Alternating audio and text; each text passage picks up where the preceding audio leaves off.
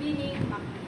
So ngayon, tatalakayin natin ang bagong ating. So bago ang lahat, gusto kong ituon muna nyo ang inyong atensyon dito sa aking hawak. So mayroon akong 5 kulay. Blue, pink, violet, dilaw, at saka pula. So, sa likod nito ay mayroong larawan at gusto ko ay ilarawan niyo kung ano ang dito. So, to letter. Ano ang kulay na gusto ko? Blue. Blue. Okay, so blue. Ano ang iyong nakikita? May TV. Hindi, ano pa? Ano ang ginagawa ng bata? Nanonood. Nanonood. Okay, ang bata ay nanonood ng TV. So, ang tawag dito ay panonood. Panonood. Panonood.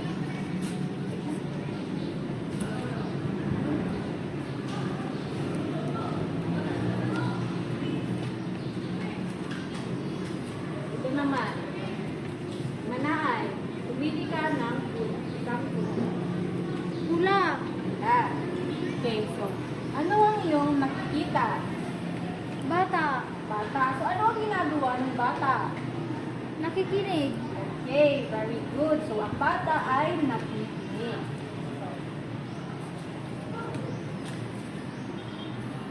Ito ay naglalarawan ng pakikinig. So, another one. Pumili kayo ng kulay ni Sarah.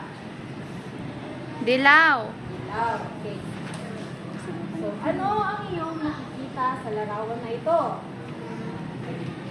Nagtuturo. Nagtuturo. So, kapag nagtuturo tayo, ano ang ating ginagamit? Kamay. Kamay. Ano pa? Bibig. Okay, bibig. So, ano ang gamit ng ating bibig? Pagsasalita. Okay, pagsasalita. Ang larawan na ito ay nagpapakita ng pagsasalita. Okay, dito, Mana ay pumili ka ng isang kulay.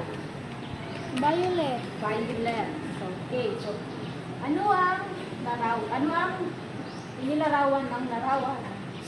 Ang nagsusulat. Okay, nagsusulat. Ang lalaki ay nagsusulat.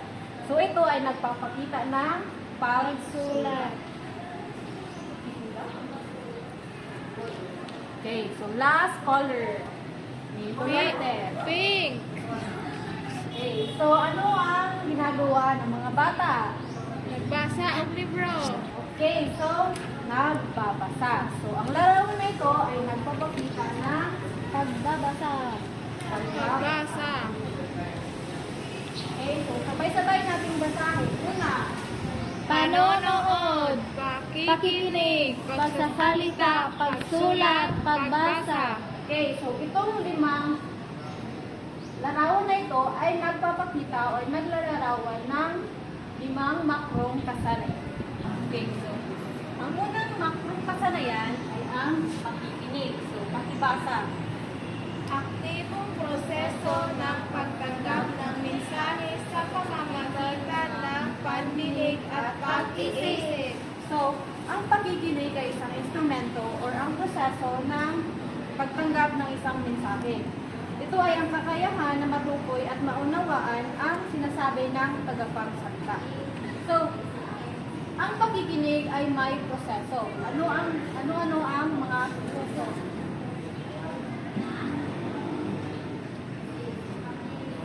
Okay. So, una ay ang pagtanggap ng mensahe or pandinig. So, kapag may nagsasalita sa harapan, ang mga tagapakinig ay may natatanggap na mensahe. Katulad ngayon, nagsasalita ako. May natatanggap kayo na mensahe galing sa akin.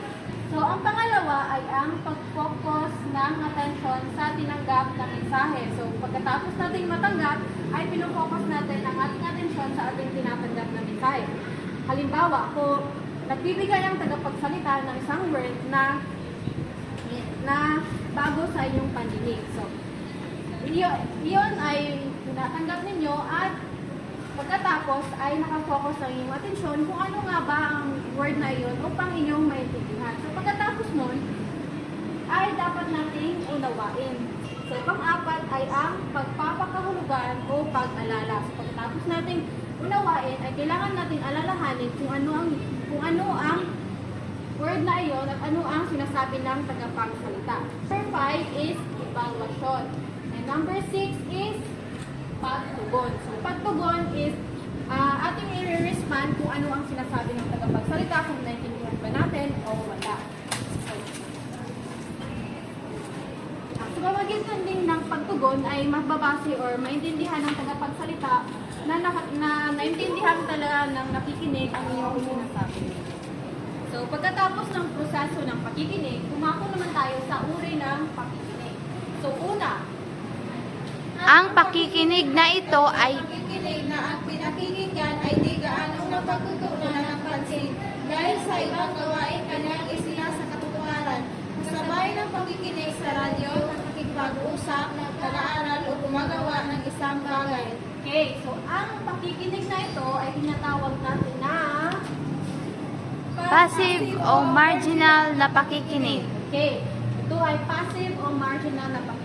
So, ano nga ba ang passive o marginal na pakikinig? So, ito ay ang nakikinig ka habang may ginagawa. So, ito ay hindi lang naka-on ang iyong atensyon sa isang bagay, bagaman naka-on ito sa isa o dalawa mong ginagawa. Halimbawa nito ay ang nakikinig ka ng music at saka nagwawalis ka or naglilinis ka ng inyong bahay. So, number 2. Makibasa. Pakikinig na taimtim at puno ng konsentrasyon ang uring ito. Okay, so ang number 2 ay tinatawag natin na Attentive na pakikinig. okay, so ano nga ba ang attentive na pakikinig? So, ang halimbawa ng attentive na pakikinig ay kapag ang iyong guro ay nagbibigay ng instruction para sa inyong project, para sa report, yun ay tinatawag natin na attentive na pakikinig. Dahil ang mga estudyante ay tinutuon nila ang kanilang atensyon sa guro. Okay, so number 3 is ang Nagbibigay reaksyon sa napakinggan, magtaya o evaluate. okay, ang number 3 ay tinatawag natin na Analytical o paghusga. Pahusgang pakikinig. Okay. So ito ay kalamitan, magagamit natin ito kapag pinapagawa tayo ng reaction paper or reflection. Halimbawa, kapag may nagtatalumpati sa inyong eskwelahan or may nagbibigay ng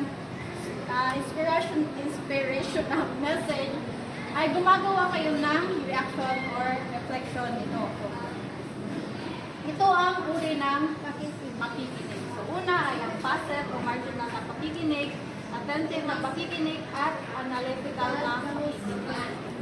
Okay, so ngayon ay nagako naman tayo sa elemento ng kaka-influensya sa pakikinig or mga barrier sa isang tagapakinig. So, una, edad. So, bakit nakaka-influensya ang edad? So, alam naman natin pag mayroon ng edad ang isang tao ay maapektuhan ang kanilang hearing. Sa kanilang hearing. Number 2 ay ang kasarian. So, alam naman natin or may iba-ibang way ng pakikipagkomunikasyon ng babae at lalaki. May mga way of communication sila na hindi natin maintindihan at mayroon din tayong pamamaraan ng pakikipag-usap na hindi din naintindihan ng mga lalaki. So, number 3 is ang oras. So, bakit ang oras? Sa mga oras na alauna, alas 2, alas 3, alam naman natin na ang oras na niyan is ang mga tao ay makaka-feel o makakaramdam ng antok ng oras ng alauna hanggang alas 4 or alas 3. So, ang oras ay isa sa mga nakaka-influensya sa pakikinig ng isang tao. Number 4 is channel. So, ang channel ay gumagamit tayo ng teknolohiya. So, halimbawa, kapag ang inyong kausap ay nasa mahina ang signal, so, mayroon talagang barrier sa inyong pakikipag-komunikasyon. Okay. Number 4 ay ang kultura. So, ang kultura ng konsepto sa sarili ay hindi rin maura ni sila o may or may tumong. Maura ni sila o tumong. So, kultura is Isa din ito sa nakaka-influensya ng pakikinig dahil alam naman natin na may iba't ibang kultura ang ating mga lugar. So, kahit na nasa isa tayong lugar, mayroon tayong pinaniniwalaan, mayroon tayong iba't ibang pamamaraan ng pakikipagsalamuha. So, nakaka-apekto ito sa ating pakikinig. So, number 7 is ang lugar. So, bakit nga ba ang lugar? So, halimbawa, kapag nasa palengke tayo or nasa plaza, so, ang environment or ang lugar ay maraming ingay, maraming mga iba-ibang mga tao na nakikipagsalamuha. So, kapag nakikipag-usap ka sa iyong kausap, tapos nandun ka sa palengke, sa plaza, or sa diskuhan, maapektuhan talaga ang iyong pakikinig. So, number 7 is preferensya sa pakikinig, or shall we say, deferensya sa pakikinig. So, najud kay problem sa iyong pakikinig. So, ito ay ang mga elementong nakaka-influensya sa pakikinig. So, una, edad, kasalihan, oras, channel, kultura, konsepto sa sarili, lugar, at preferensya sa pakikinig. Ngayon, dadako naman tayo sa mga uri ng tagapakinig. So, ano nga ba ang kaibahan ng pakikinig at tagapakinig? Rina? Ang pakikinig po ay isang proseso ng pagtanggap ng mensahe habang ang tagapakinig, yun yung tumatanggap ng mensahe. Okay, very good. So, ang tagapakinig ay tumutukoy sa isang tao or ang tagapagtanggap ng mensahe. Ang pakikinig ay ang proseso ng mensahe. So, unang uri ng tagapakinig ay eager beaver. So, ang uri ng tagapakinig na ito ay lagi siyang tango-tango, ngiti habang nakikinig sa tagapagulat or sa nagsasalita. So, pangalawa ay ang sleeper. So, from the word sleeper, alam na talaga natin kung anong ibig sabihin niyan. Ang pangatlo ay tinatawag natin na buyer of tigre. So, ano nga bang klaseng tagapakinig ang tigre? So, siya ang tagapakinig na laging handang magbigay ng reaksyon o anumang sasabihin ng tagapagsalita. So, ang tiger is lagi siyang nag-trigger na magtanong kahit na wala naman siyang naiintindihan. So, way niya yon para masabi ng tagapagsalita na nakikinig talaga siya. So, ang ikaapat ay ang bewilder. So, ano nga ba ang bewilder? So, ang bewilder ay siya ang tagapakinig na kahit anong pilit ay walang naintindihan. So, ang bewilder is ay may problema talaga siya sa kanyang may problema siya sa kanyang interpretasyon or hindi talaga siya makasabot. Para bang hindi siya makasabot sa kung saan yung pag-explain. Okay, so, ang panglima ay ang tinatawag natin na proner. Okay, so ang proner ay isang uri ng tagapakinig na wari lagi na lang siyang tanong at may pagdududa. So, ang proner at ang tiger ay maumaura ni sila ng klase nga pakikinig. Bagamat, ang kalahian lang nila is ang proner is just, ang iharang intention na nung mas siya pamutana is just to impress sila sa iyang mga audience. Kaya, sa wala siya kasabot, pamutana dyan mo siya. Naa siya idaghan kayo mga question. Next is ang relax.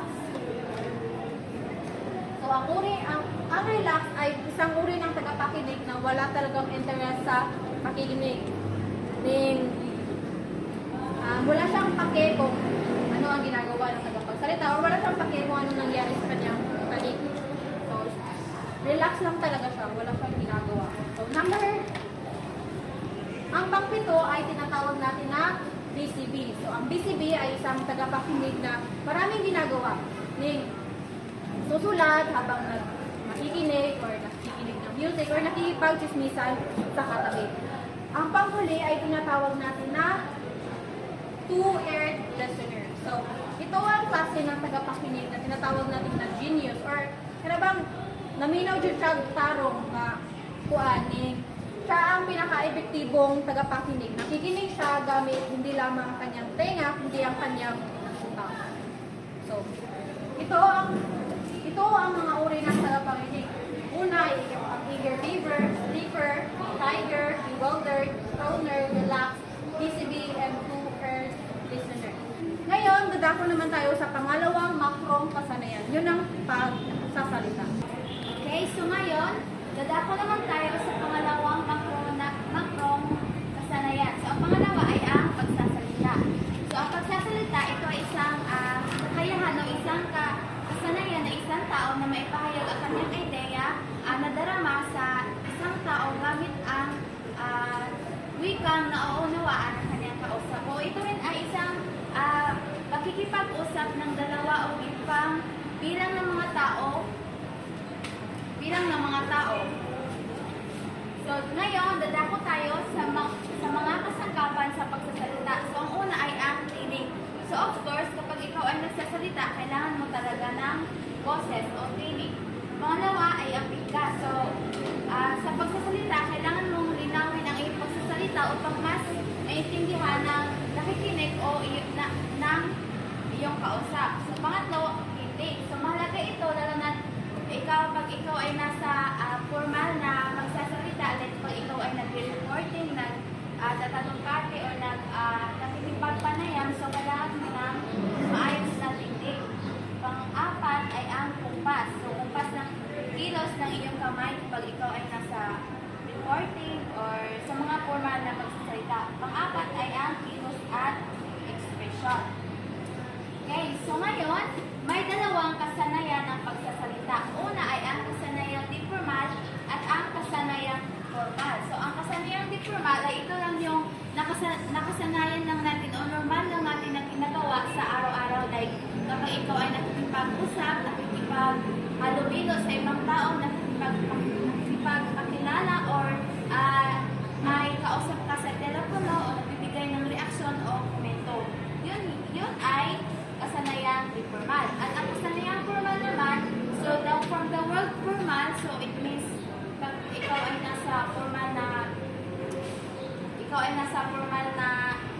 like example, like tulad ng ginagawa ko ngayon, ako ay nag-report. So ito ay isang halimbawa ng kasanayang formal, at yung ikaw ay nasa nagtatanong-bati, nakikipagbaligtasan, masinig na pagkukwento, yun ay halimbawa ng formal na kasanayan. So, again, ang mga kasangkapan ng pagsasalita ay tinig, bigkas, intake, kumpas, kilos, at expression. At ang dalawang kasanayan ng pagsasalita naman ay ang kasanayan di formal at ang kasanayang formal. Ngayon, dadako naman tayo sa pangatlong makrong kasanayan, ang pagbasa. Ngayon, dadako naman tayo sa pangatlong makrong kasanayan. Ito ay ang pagbasa. So, pakibasa. Ang pagbasa ay isang interpretasyon ng mga nakabang ng simbolo ng kaisipan. Oo. Maraming salamat.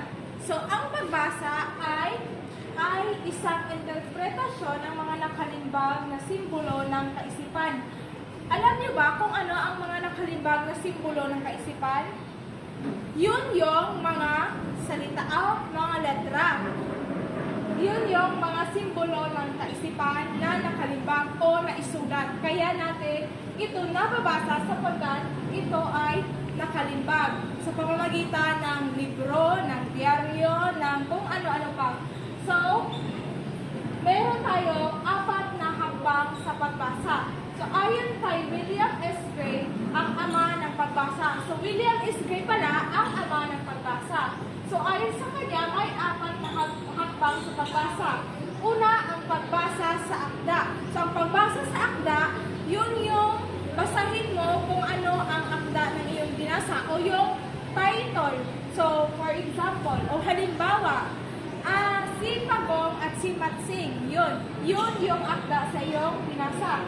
Ang pag-unawa sa binasa. So, ano ba yung nauunawaan mo sa binasa? O meron ba kayong kakilala na mabilis siyang bumasa sapagkat hindi lang naman niya naintindihan. So, kailangan talaga na ang ating binasa ay ating unawain. So, pangatlo, ang reaksyon sa binasa. So, pagkatapos mong basahin ang libro o anuman ang iyong binasa, ay dapat may reaksyon ka sa binasa. So, kailangan talaga maunawaan upang makapagbigay ikanit ng reaksyon. Kasi pag hindi mo naman naunawaan ang iyong binabasa ay hindi ka makapagbigay ng reaksyon. Pang-apat, ang pagsasama-sama at pag-uugnay ng mga bagong kaalaman sa binasa at mga dating kaalaman. So, halimbawa, pag ang binasa mo ay meron ka ng dating kaalaman tungkol doon, so maisama-sama mo na yan sa iyong bagong nabasa. So, sa pamamagitan pa rin ng pag-unawa nito.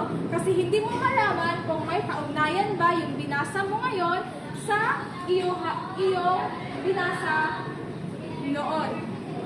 Then, punta naman tayo sa mga uri ng pagbasa. So, mga uri ng pagbasa ayon sa paraan. So, una, pakibasa, Sara.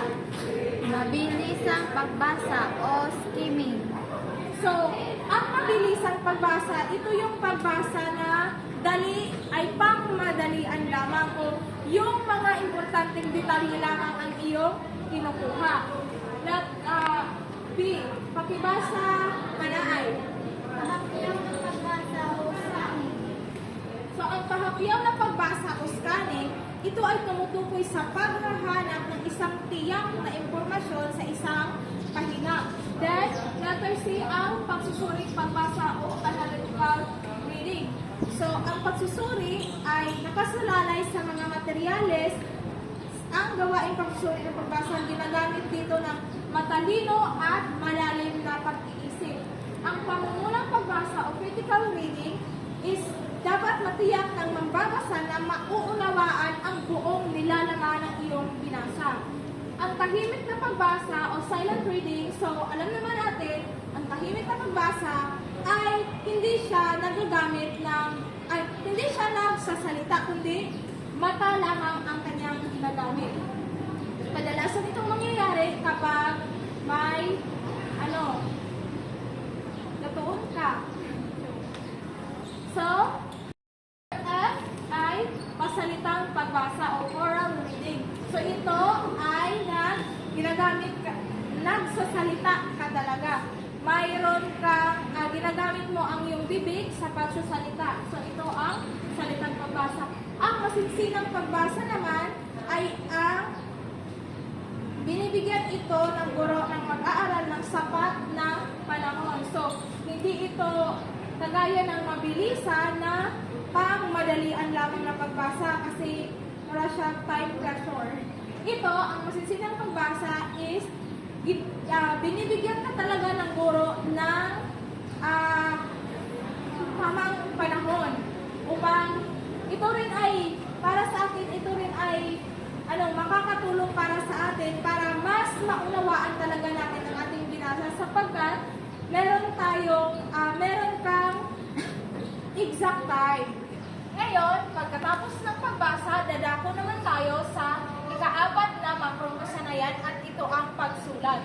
So, ano nga ba ang pagsulat? Pakibasa, angay. Isang comprehensive na kakayahang naglalaman ng wastong gamit, talasalitaan, pagbubuo ng kaisipan, retorika at iba pang mga elemento.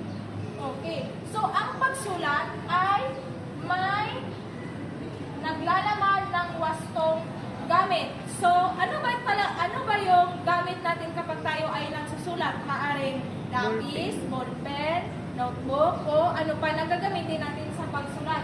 Talasalitaan, pagbuo ng kaisipan, retorika at iba pang mga elemento.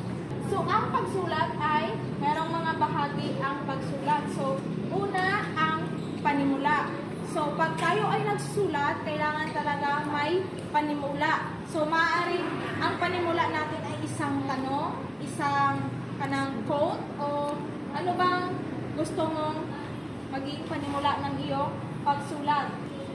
Pangalawa, ang katawan. So, sa katawan mo makikita ang mga mahahalaga o mga importanteng impormasyon sa iyong sinusulat. So, pangatlo ay conclusion. So, sa conclusion mo, maisusulat kung halimbawa, kung nagsusulat ka ng isang refleksyon.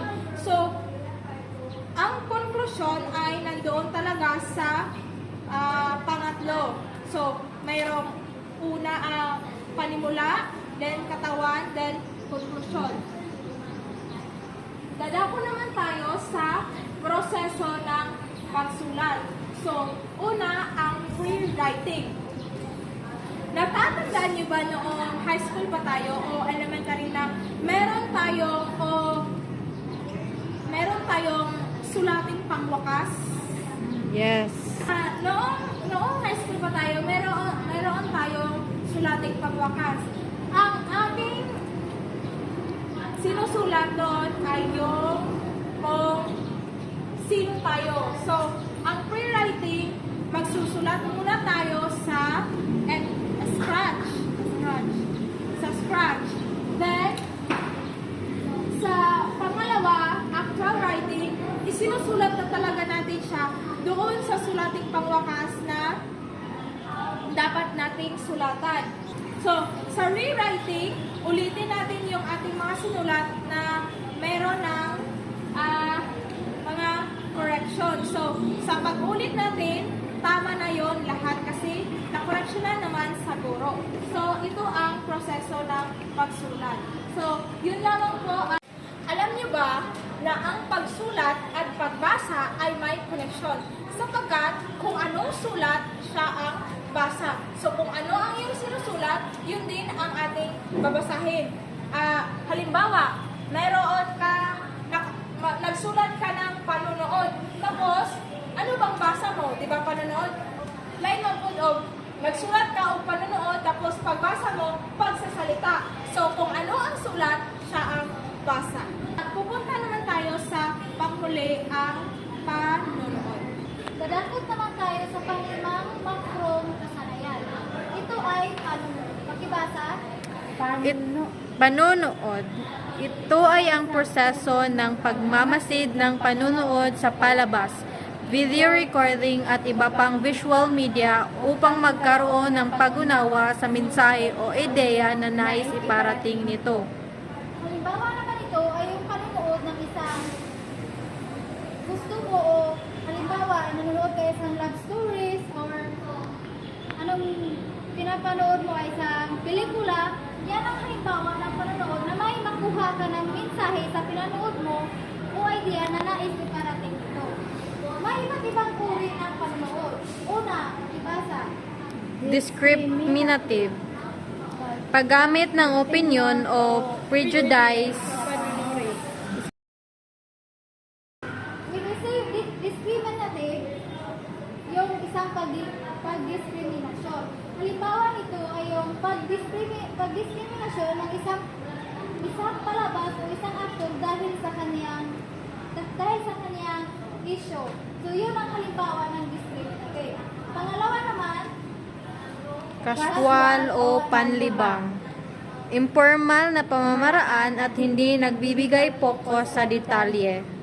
halimbawa naman ito ay yung isang panonood mo sa iyong kaibigan na nakabase lamang sa isang poster o yung rekomendasyon sa iyong kaibigan. Halimbawa, magpili mo o ganahan yung salita or even horror ba yung lataon. So, yan ang halimbawa ng casual o panlibang.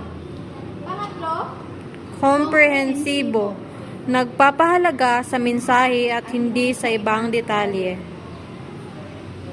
halimbawa naman ito ay yung panonood ng isang pelikula na may makuha ka na matutunan na halimbawa nanood ka ng isang pelikula na may makukuhang lesson or halimbawa may natutunan ka sa isang pelikula. Pang-apat naman, Critical. Gumagamit ng pagbubuo ng hinahamula sa mga detalye upang makabuo ng ganap na pag-aanalisa o pagsusuri sa paksang napapanood. halimbawa naman ito ay yung pag-aanalisa ng motibong intensyon sa isang pelikula o sa pinapanood niyo na video. So, sa kritikal, hindi lamang sa pag-analisa, kundi sa pag-uunawa mo sa isang video na pinapanood. Diba siya? Forward watcher. Siya ang pinaka-epektibong tagapanood. Nanonood siya gamit hindi lamang ang kanyang mata, kundi ang maging kanyang utak. Halimbawa nito ay pinapanood ka, tapos hindi lamang ginagamit ang mga mata, kundi ang maging kanyang utak. So for halimbawa, sa forward watcher, example, na ay gi-present ang maestra nga video. So tapos, iyahang pa sulaton ang mga bata o reflection. So, ang mga bata, dili ra kay tutok ra sa ginagamit ang kanilang mata, kundi gamit ko na ilang utak sa usay mailahang isulat or nasabsat. Didadagot naman tayo sa uri ng panglabas. Una, Informative. Naglalayong maghatid o magdagdag ng bagong kaalaman sa panunood. halimbawa nito sa informative ay ang panonood ng isang educational documentary kung saan ito'y naglalayon ng isang bagong kaalaman o impormasyon ng halimbawa nanonood tayo ng isang educational documentary tungkol sa isang kalikasan. Dito ay ito'y naglalayon na naghatid ng impormasyon o bagong kaalaman kung ano ang isyu sa ating kalikasan. Pangalawa naman, Persuasive. Naghihikayat o nanghihimok ng pagsang-ayon ng manunood. dito sa persuasive, halimbawa naman ito ay yung panonood ng isang political campaign advertisement. Kung ito ay naglalayo na maghihikayat o mag-udyok ng isang manunood kung sila ba ay isang sumasang-ayon sa kandidato. Pangatlo naman, Narrative. Nagsasalaysay ng pangyayari o kwento. halimbawa naman ito ay yung panonood ng isang teleserye o pelikula na may sinusunod tayo na pangyayari at malinaw na impormasyon. Pang-apat naman, Expository. Nagpapaliwanag at nagbibigay ebidensya. sa expository, halimbawa naman ito ay yung panonood ng isang educational video tutorial kung saan makikita na tayo na kung ano ang dapat gagawin natin at may pagkakasunod na hakbang.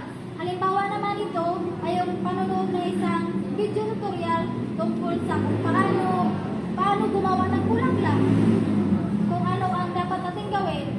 Yan ang halimbawa ng expository na may pagkakasunod na hakbang. Pang-apat naman, pakibasa. Argumentative. Naghahamon ng paniniwala o pangkalahatang ibudyon. Halimbawa naman sa argumentative ay isang panunood ng isang debate o panel discussion na ito'y naglalayon o naghahatid ng mapahayag ng magkakaibang pananaw. So, panglima naman, Sympathetic. Pumupukaw ng damdamin. halimbawa naman ito ay yung panunood ng isang drama o pelikula na naglalayon na pahayag ng empatiya at pag-unawa sa karanasan. Halimbawa naman ito ay yung pagsasakripisyo ng mga tao, pag-ibig at mga karanasan sa mga tao. So, yun lamang ang 5 na uri ng panglabas: informative, persuasive, narrative, expository, argumentative, at panghuli, sympathetic. So ngayon, alam na natin kung ano ang 5 makrong kasanayan. Ito ay pakikinig, pagsasalita, pagsulat, pagbasa, at